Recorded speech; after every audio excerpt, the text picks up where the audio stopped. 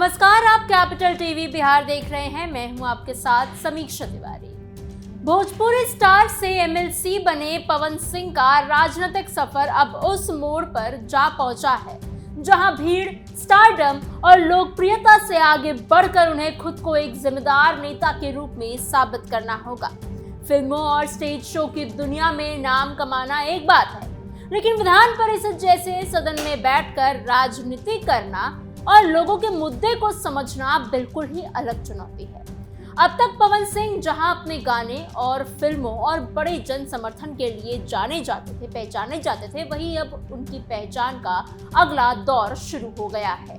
पवन सिंह के सामने क्या चुनौतियां हैं, उनकी एमएलसी बनने के पीछे भाजपा की क्या रणनीति है, ये पूरी खबर आपको हम बताएंगे अपनी स्पेशल स्टोरी में। बने रहिएगा वीडियो के अंत तक। स्टार से नेता, अब असली इम्तिहान। शाहबाद मगध का नया चेहरा, कैसी होंगी चुनौतियां। पवन सिंह पिछले करीब 2 दशकों से भोजपुरी इंडस्ट्री में सबसे बड़े चेहरों में शामिल रहे हैं। उनके गाने, फिल्मों के डायलॉग्स और उनकी लोकप्रियता का असर सिर्फ बिहार तक सीमित नहीं रहा है, बल्कि पूर्वी उत्तर प्रदेश, झारखंड, मुंबई में रहने वाले हिंदी भाषी प्रवासी तक दिखाई देता है। उनकी सभाओं में बड़ी संख्या में लोग आते रहते हैं और कई बार राजनीतिक दलों ने भी उनकी इसी लोकप्रियता को राजनीतिक ताकत में बदलने की भी कोशिश की है। लेकिन अब जो जिम्मेदारियां उनके कंधों पर आई हैं, उसमें तालियां और नारे कम और तैयारी, समझ और राजनीतिक गंभीरता ज्यादा काम आएगी। अब तक पवन सिंह की छवि एक ऐसे कलाकार की रही है जो मंच पर आते ही माहौल बना देते हैं। उनकी सभाओं में लोग उनके भाषण से ज्यादा उनकी मौजूदगी देखना पसंद करते हैं, लेकिन विधान परिषद का काम इससे बिल्कुल अलग होता है। इसे अक्सर बुद्धिजीवियों का सदन कहा जाता है। यहाँ केवल लोकप्रियता नहीं चलती है, बल्कि यहाँ सरकार की नीतियों पर सवाल उठाए जाते हैं। जी हाँ, यहाँ कानून को समझा जाता है, आंकड़ों के साथ चर्चा होती है और जनता से जुड़े मुद्दों पर गंभीर बहस की जाती है। ऐसे में पवन सिंह के सामने सबसे पहली चुनौती तो यही होगी कि वो अपने स्टेज परफॉर्मर वाली छवि से बाहर निकले और खुद को एक ऐसे नेता के रूप में पेश करे जो मुद्दों की समझ रखता हो। उन्हें अब भाषणों के साथ साथ फाइलें भी पढ़नी होंगी, विभागों को समझना होगा, सरकार की योजनाओं पर नजर रखनी होगी और सदन की प्रक्रिया को सीखना बेहद जरूरी होगा।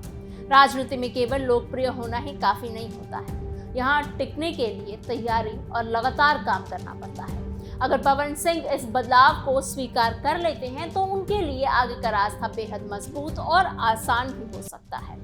भाजपा इससे पहले भी भोजपुरी जगत के कई चेहरों को राजनीति में ला चुकी है, उतार चुकी है। मनोज तिवारी, रवि किशन और दिनेश लाल निरहुआ इसके उदाहरण हैं। इस सभी को राजनीति में अपनी जगह बनाने में समय लगा। मनोज तिवारी को एक गायक और कलाकार से नेता बनने में लंबा सफर तय करना पड़ा।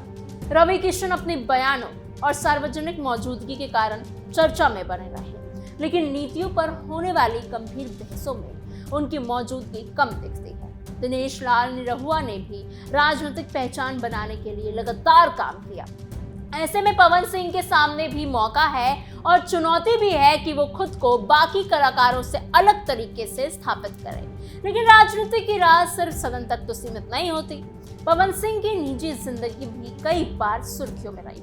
उनका करियर जितना सफल रहा है, निजी जीवन उतना ही विवादों में रहा। भोजपुरी इंडस्ट्री से जुड़े विवाद हो, अक्षरा सिंह से जुड़ा विवाद हो या फिर कोर्ट और निजी मामलों की चर्चा, ये सब उनके साथ जुड़े रहे हैं।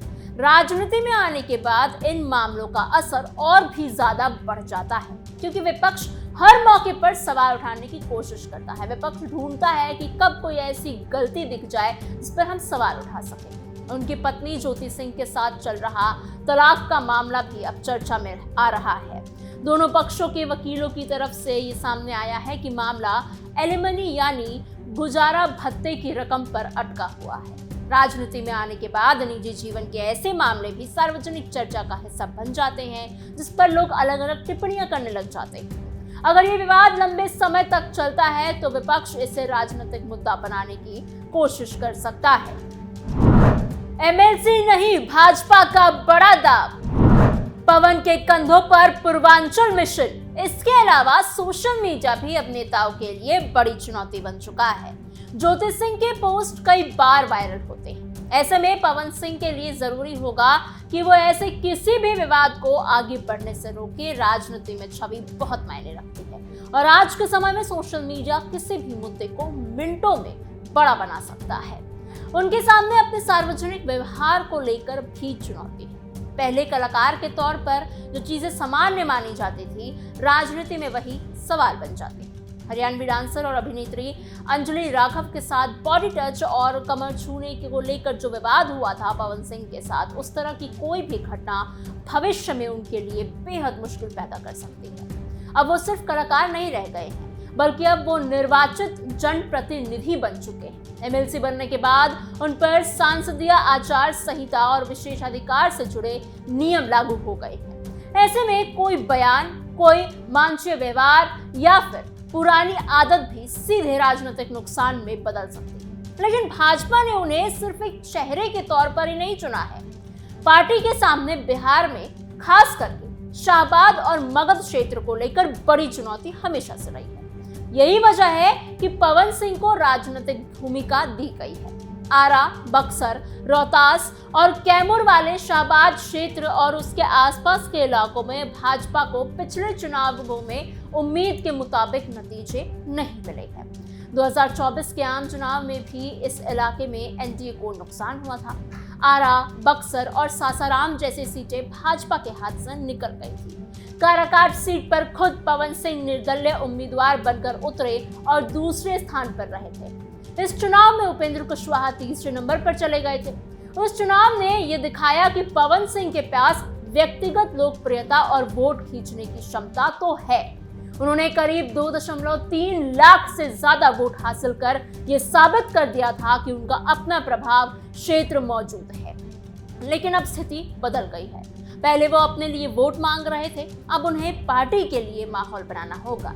भाजपा उनसे उम्मीद करेगी कि वो शाहबाद और मगध के क्षेत्र में संगठन को और मजबूत करे, कार्यकर्ताओं को सक्रिय रखे और भीड़ को वोट में बदले। ये राजनीति की सबसे कठिन परीक्षा होती है।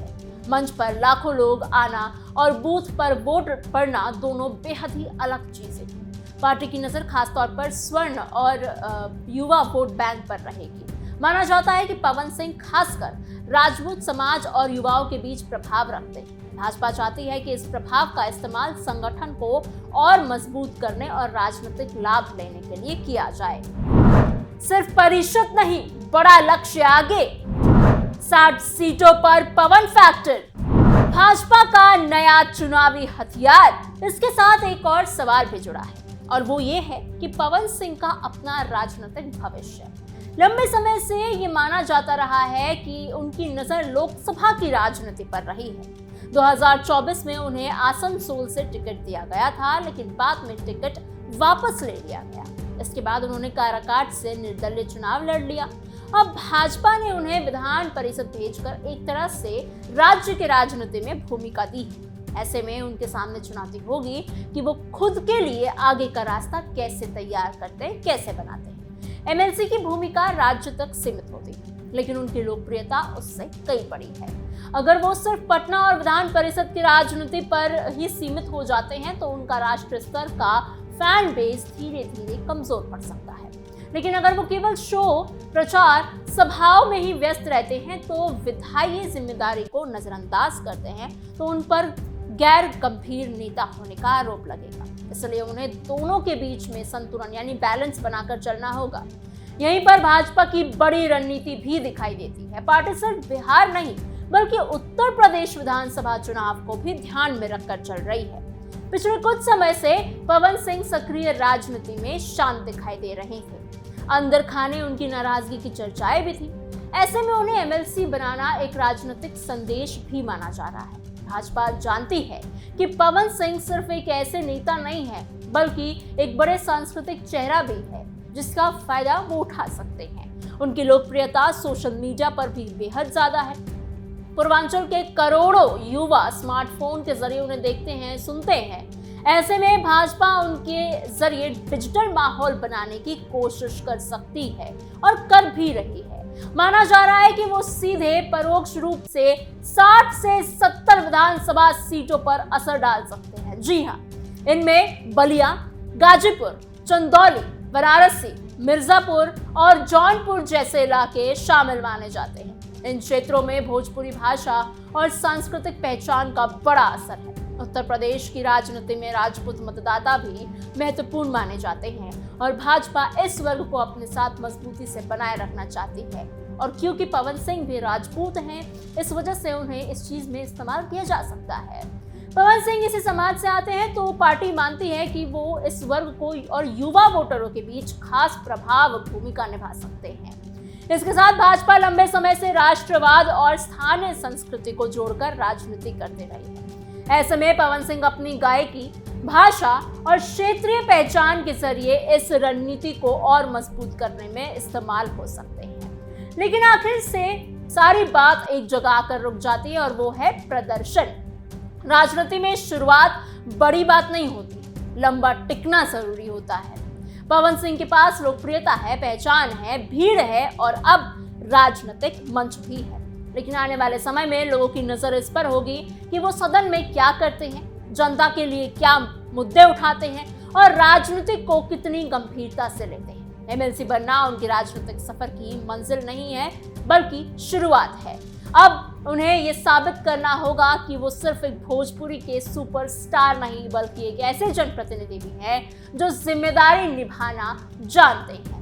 आने वाले महीनों और चुनावों में ये साफ होगा कि पवन सिंह राजनीति में एक लंबे खिलाड़ी बनने वाले हैं या फिर उनकी पहचान सिर्फ एक स्टार प्रचारक तक ही सीमित रह जाएगी। फिलहाल इस खबर में इतना ही। आपकी इस पूरी खबर पर क्या राय है, हमें कमेंट बॉक्स में जरूर से बताइएगा। ऐसी और खबरों के लिए बने रहिए कैपिटल टीवी बिहार के साथ।